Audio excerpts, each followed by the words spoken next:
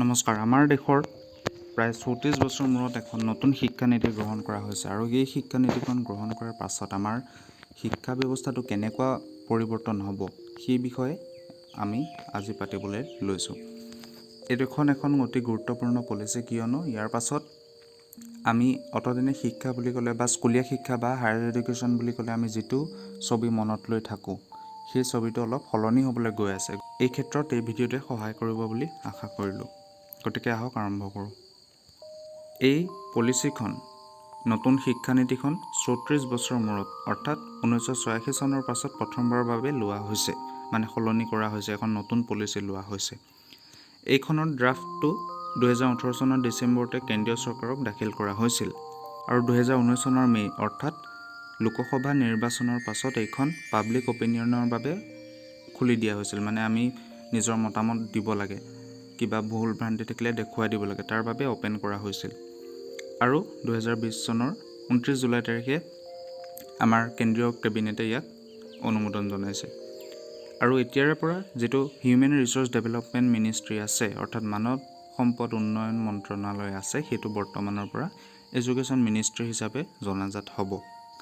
এতিয়া এই পলিচিখন অহাৰ পাছত বা এই শিক্ষানীতিখন অহাৰ পাছত শিক্ষা ব্যৱস্থাটোত লগত জড়িত ভাষাবিলাকৰ ক্ষেত্ৰত কিবা পৰিৱৰ্তন আহিব নেকি সেইটো কথা পাতিবলৈ লৈছোঁ। এইখন যেতিয়া ড্ৰাফ্ট অৱস্থাত আছিল, অৰ্থাৎ যেতিয়া গৃহীত হোৱা নাছিল, মানে জাষ্ট প্ৰস্তুত কৰি পাব্লিক অপিনিয়নৰ বাবে দি দিয়া হৈছিল, সেই সময়ছোৱাত কোৱা হৈছিল যে সকলো স্কুলৰ ছাত্ৰ ছাত্ৰীৰ বাবে হিন্দীটো কম্পালচৰি হ'ব।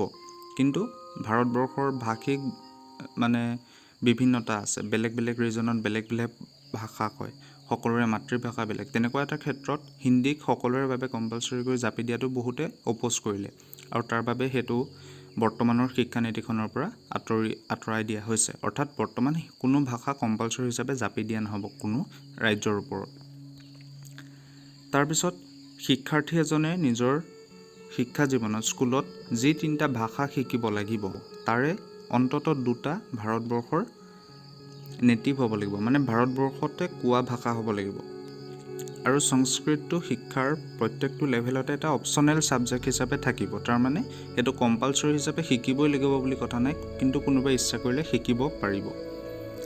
আৰু ভাষাৰ মিডিয়ামটো অন্ততঃ 5ম শ্ৰেণীলৈকে আৰু মানে পাৰিলে 8ম শ্ৰেণীলৈকে মাতৃভাষাতে কৰিবলৈ দিয়া হৈছে।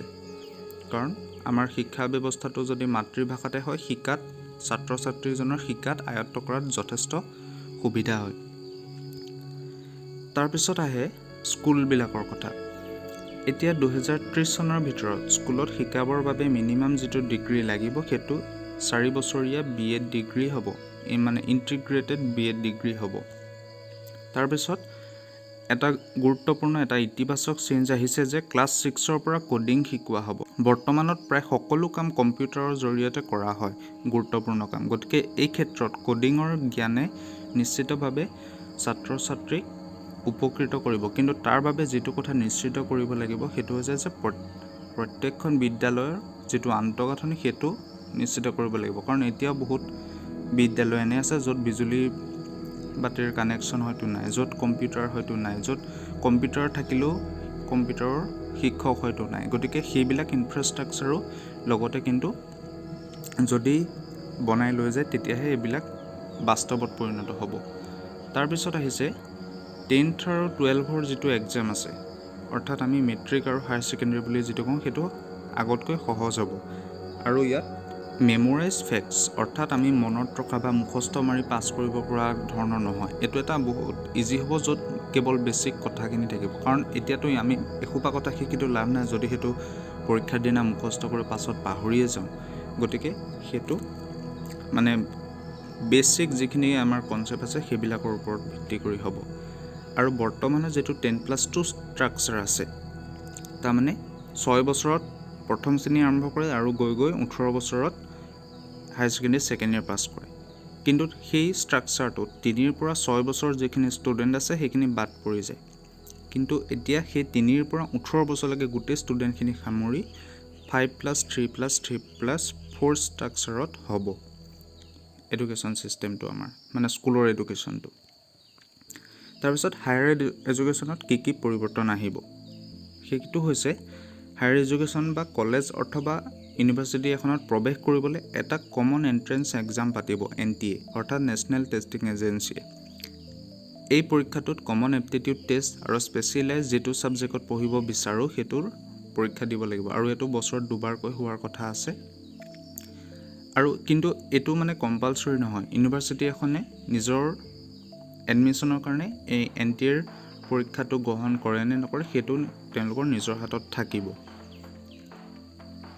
তাৰপিছত আমাৰ ভাৰতবৰ্ষৰ higher education commission of India বুলি এখন নতুন নিয়ন্ত্ৰক সংস্থা গঠন কৰিব, এটা নেশ্যনেল ৰিচাৰ্চ ফাউণ্ডেশ্যন NRF থাকিব। এই সংস্থাটোৱে কি কৰিব, আমাৰ ভাৰতবৰ্ষত ৰিচাৰ্চৰ এটা সুন্দৰ ইক'চিষ্টেম গঢ়ি তোলাৰ বাবে কাম কৰিব। তাৰ যেনে ৰিচাৰ্চৰ ফাণ্ডিঙৰ পৰা আৰম্ভ কৰি মেণ্টৰিং, এই গোটেইখিনি কথা এই NRFে সামৰি ল'ব। 2040ৰ ভিতৰত গোটেই কলেজ বা ইউনিভাৰ্চিটিখিনি মাল্টিডিচিপ্লিনাৰী কৰিবলৈ খোজা হৈছে। তাৰ মানে আৰ্টছ আৰু ছায়েন্স বুলি এটা বহুত হাৰ্ড ডিফাৰেঞ্চ এটা নাথাকিব। উদাহৰণস্বৰূপে ইঞ্জিনিয়াৰিং ইনষ্টিটিউশ্যন যেনে IIT বিলাকতো মানে আৰ্টছৰো ছাবজেক্ট থাকিব। তাৰপিছত হৈছে আমাৰ UG লেভেল অৰ্থাৎ আণ্ডাৰ গ্ৰেজুৱেট লেভেলত কি পৰিৱৰ্তন আহিব। এইটো অথনি কোৱাৰ দৰেই মোৰ হোলিষ্টিক আৰু মাল্টিডিচিপ্লিনাৰী কৰা হ'ব। সেইটোৱে মানে ছায়েন্স আৰু আৰ্টছৰ মাজত বহুত এটা পাৰ্থক্য নাথাকে। এজন পদাৰ্থ বিজ্ঞান পঢ়িও ছ'চিয়লজিও পঢ়িব পাৰিব লগত ইত্যাদি ধৰণৰ, যিটো বাহিৰত অলৰেডি আছে। তাৰপিছত বৰ্তমান যিটো 3 বছৰীয়া পাঠ্যক্ৰম আছে সেইটোৰ সলনি 4 বছৰীয়া আণ্ডাৰ গ্ৰেজুৱেট ডিগ্ৰী দিয়া হ'ব। কেনেকৈ? সেইটোৰ সুবিধাটো কি হ'ব 4 বছৰীয়া নতুন ছিষ্টেমটোত?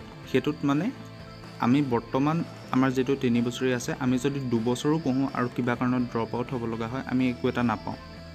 কিন্তু এই নতুন ছিষ্টেমটোত যিটো 4 বছৰীয়া হ'ব, তাত যদি এবছৰ পঢ়াৰ পাছত কিবা কাৰণত কলেজ এৰিব লগা হয় বা ইউনিভাৰ্চিটি এৰিব লগা হয়, তেতিয়াও চাৰ্টিফিকেট পাব। কিবা কাৰণত 2 বছৰৰ কাৰণে যদি পঢ়িছিলে অকল, তেতিয়াও ডিপ্ল'মা পাব। 3 বছৰ পঢ়িলে ডাইৰেক্ট বেচেলাৰ্ছ ডিগ্ৰীয়ে পাব আৰু 4 বছৰ যদি পঢ়ে এটা তাতকৈও উচ্চ খাপৰ ডিগ্ৰী পাব, সেইটো হৈছে বেচেলাৰ্ছ ডিগ্ৰী উইথ ৰিচাৰ্চ। তাৰপিছত UG ডিগ্ৰী লাভ কৰাৰ পাছত PG কেনেকৈ কৰিব, মানে পষ্ট গ্ৰেজুৱেট অৰ্থাৎ মাষ্টাৰ্ছ ডিগ্ৰীৰ কথা কৈছে। 3 বছৰীয়া যদি বেচেলাৰ্ছ ডিগ্ৰীটো কৰিছিলে তেতিয়াহ'লে 2 বছৰীয়া মাষ্টাৰ্ছ কৰিব লাগিব, আৰু যদি 4 বছৰীয়া যিটো বেচেলাৰ্ছ ডিগ্ৰী উইথ ৰিচাৰ্চ কৰিছে, মানে 3 বছৰতে এৰি নিদি যদি 4 বছৰটো কমপ্লিট কৰিছিলে UG লেভেলত, তেতিয়াহ'লে মাষ্টাৰ্ছটো এবছৰ হ'ব। আৰু বৰ্তমান যিটো MPhil কোৰ্চ আছে, MPhil প্ৰগ্ৰেমটো সম্পূৰ্ণভাৱে নোহোৱা হৈ যাব। কোনেও এতিয়া MPhil কৰিব নোৱাৰিব নতুন পলিচি মতে। তাৰপিছত PhDত এনৰলমেণ্ট কেনেকৈ হ'ব, কেনেকৈ মানে PhD কাৰণে এপ্লাই কৰিব পাৰিব বা PhD কৰিবলৈ কেতিয়া এলিজিবল হ'ব। এতিয়া যেনেকৈ মাষ্টাৰ্ছৰ পাছত PhD কৰিবলৈ এলিজিবল হয়, তেনেকৈ PhD কৰিবলৈ এতিয়া নতুন পলিচি মতেও এটা মাষ্টাৰ্ছ ডিগ্ৰী লাগিব, নাইবা মাষ্টাৰ্ছ ডিগ্ৰী নোহোৱা কিয় যদি অলৰেডি এটা 4 বছৰীয়া বেচেলাৰ্ছ ডিগ্ৰী উইথ ৰিচাৰ্চ আছে, তেতিয়াহ'লে মানে PhD কাৰণে এপ্লাই কৰিব, PhD কাৰণে যোগ্য হ'ব। তদুপৰি আমাৰ পৃথিৱীত যিবিলাক টপ 100 ফৰেইন ইউনিভাৰ্চিটি আছে, যেনে হাৰ্ভাৰ্ড, অক্সফৰ্ড, কেম্ব্ৰিজ ইত্যাদি, সেইবিলাকে ভাৰতত তেওঁলোকৰ কেম্পাছ স্থাপন কৰিব পাৰিব। গতিকে এইখিনি আছিল মেইন পইণ্টকেইটা। আজিলৈ ইমানতে সামৰিছোঁ। ধন্যবাদ।